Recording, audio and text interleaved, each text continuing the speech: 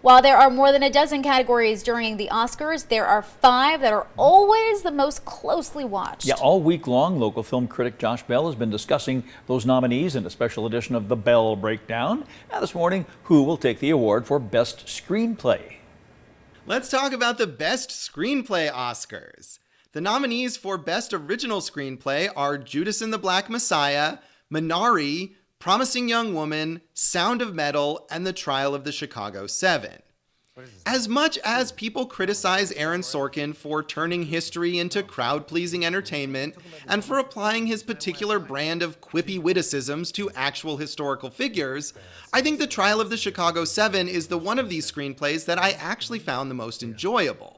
But Lee Isaac Chung's personal writing on Minari is also strong and perhaps a better representation of a screenplay actually being original. The likely winner, though, is Emerald Fennell for her twisty but ultimately somewhat empty screenplay for Promising Young Woman.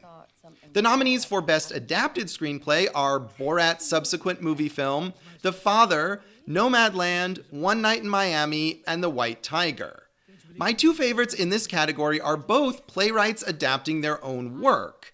I think Florian Zeller did an excellent job of making The Father into something cinematic and not just a strict translation of a stage play, with clever transitions and dynamic interactions. One Night in Miami is a bit more stage-bound, but Kemp Powers writes fascinating dialogue that defines each of his characters both as human beings and as important social and cultural leaders. They'll likely lose to Chloe Zhao for Nomadland, which is a sensitive but somewhat sedate adaptation of Jessica Bruder's book.